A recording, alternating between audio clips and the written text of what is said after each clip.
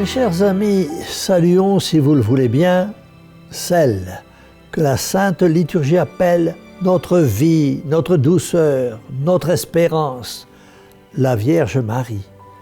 Et suppliez-la de vous obtenir dans sa toute-puissance et sa bonté souveraine la protection, la santé du corps, mais surtout la vie de l'âme.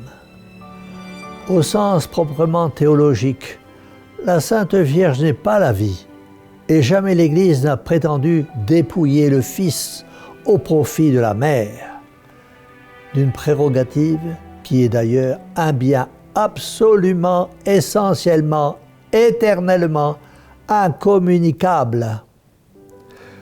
Que veut donc dire l'Église en appelant Marie de ce nom radieux, notre vie?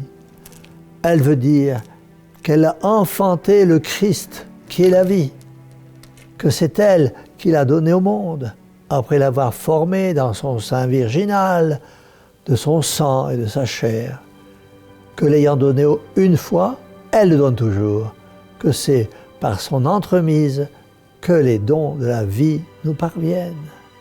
La Sainte Église veut nous faire comprendre que Marie est la sainte pourvoyeuse des forces et des lumières qui sauvent, et qu'en somme, et enfin, le salut nous vient de Marie parce qu'elle est la mère de Jésus-Christ, l'unique sauveur du monde. Ah mes chers amis, comme nous sommes malheureux, tout en ce siècle concourt à tuer le Christ en nous. Et pourtant, il y en a eu des époques où le Christ possédait toutes les âmes. On trouvait la foi dans son berceau, comme on y trouve un nom ou une fortune.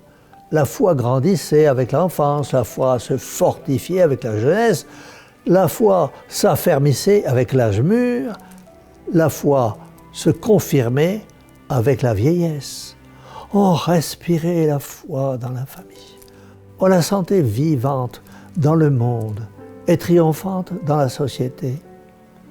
Parfois même la foi soulevait les peuples, comme il est écrit dans l'Évangile, que la foi soulève les montagnes. Mais je le répète, nous vivons une époque où tout conspire pour nous éloigner, pour nous séparer de Jésus-Christ, à étouffer, à éteindre la foi.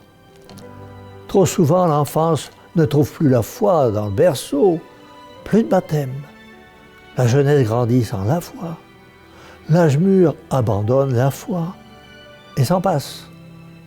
La vieillesse, qui devait être plus sage, pourtant, s'obstine à oublier la foi, et les puissants d'un jour, il est vrai, ne se servent de leur puissance que pour combattre la foi.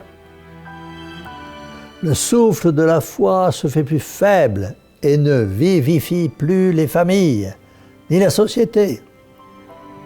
Les mœurs, les lettres, les arts, la philosophie, les lois ne s'en inspirent plus qu'à leur insu. La foi va-t-elle périr? Non, car elle est immortelle comme le Christ qui en a doté le monde. Mais cette crise n'en est pas moins l'une des plus terribles de notre histoire. Les désaffections éclaircissent les rangs des monastères et du clergé, et le doute meurtrier de la foi commence à faire de l'ombre là où la négation n'a pas fait la nuit. Mes chers amis, vous n'êtes pas à l'abri de ces tentations, de ces défaillances. Je connais trop la force des influences qui vous entourent et qui vous sollicitent pour être complètement rassurés. Et je sais, d'autre part, que celui qui est debout aujourd'hui, demain peut-être sera abattu.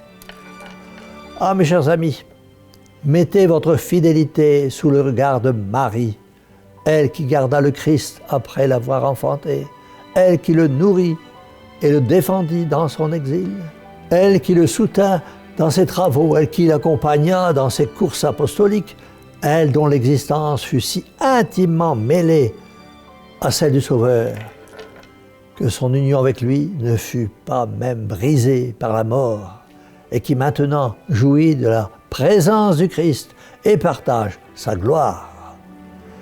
Elle, Marie Immaculée, ne permettra pas que vous perdiez son Fils. Vous garderez la foi, vous garderez l'amour de Dieu, et puisque la foi et l'amour, c'est toute la vie, vous vivrez. Mes amis, élevez donc vers la Reine du ciel et du monde une triple imploration, pour vous, pour votre patrie et pour la Sainte Église. Priez-la avec une confiance intrépide, car en vérité, rien n'est perdu tant que son secours nous reste, et selon la belle pensée de Bossuet, elle est mère de Dieu que pour tout obtenir, et mère des hommes que pour tout accorder. C'est pourquoi nous lui disons de tout notre cœur, de toutes nos forces, Mère du Rédempteur, au cœur douloureux et immaculé, sauvez-nous. Et que la bénédiction du Dieu Tout-Puissant, Père, Fils et Saint-Esprit, descende sur vous tous et demeure à jamais. Ainsi soit-il.